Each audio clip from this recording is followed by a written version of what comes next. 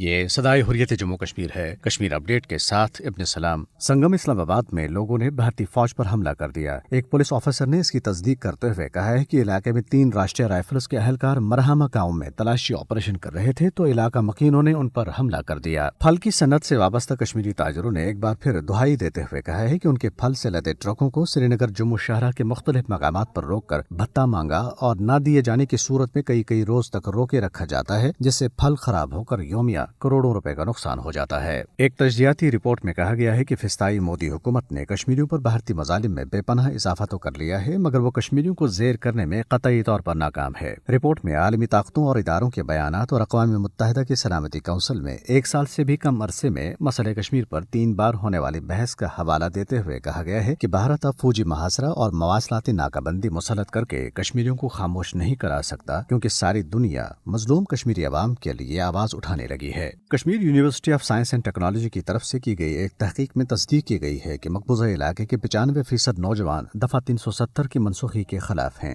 مقبوضہ کشمیر کا ماضی اور حال اور دفعہ 370 کی منسوخی کے بارے میں طلباء کے خیالات کے عنوان سے کی گئی تحقیق انسانی ہمدردی اور سماجی سائنس کے ایک بین الاقوامی جریدے میں شائع کی گئی ہے۔ مودی حکومت کے ظالمانہ اقدامات کی وجہ سے ایمنسٹی انٹرنیشنل بھارت میں اپنی کارروائیاں روکنے پر مجبور ہو گئی ہے۔ تنظیم کے سینئر ڈائریکٹر ریسرچ، ایڈوکیسی اور پالیسی رجت کھوسلا نے ایک انٹرویو میں بتایا ہے کہ ہمیں بھارت میں ایک غیر معمولی صورتحال کا سامنا ہے۔ بینک کھاتوں کو منجمد اور عملے کو ملک چھوڑنے پر مجبور کیا گیا ہے، جس کی وجہ سے ساری کارروائیاں اور تحقیقی کام معطل کر دیا گیا ہے۔ اپڈیٹ ختم ہوا۔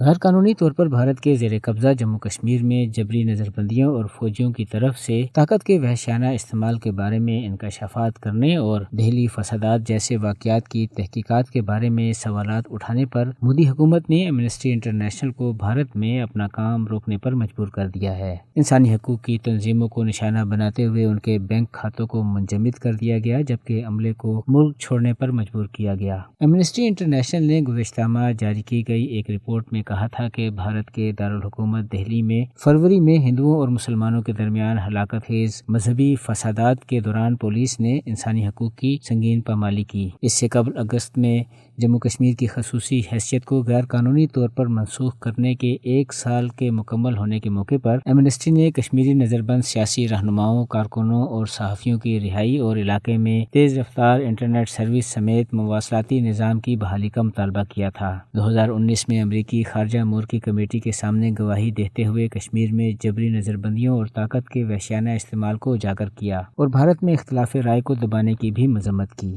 بھارت جو خود کو ایک بڑا جمہوری ملک گردانتا ہے، انسانی حقوق کی سنگین پامالیوں کا مرتکب ہو رہا ہے۔ اس حوالے سے انسانی حقوق کے عالمی ادارے نہ صرف اپنی رپورٹس میں ان حالات کا ذکر کر چکے ہیں بلکہ اس کے تدارک کے لیے تجاویز بھی دے چکے ہیں۔ ضرورت اس بات کی ہے کہ ان تجاویز پر عمل درآمد کرنے کے لیے عملی اقدامات کیے جائیں اور بھارت کو مجبور کیا جائے کہ وہ مقبوضہ جموں کشمیر اور ملک میں انسانیت کے تقدس کو بحال کرے اور بین الاقوامی قوانین کو ملحوظ خاطر رکھتے ہوئے کشمیریوں کو حق خود ارادیت دے۔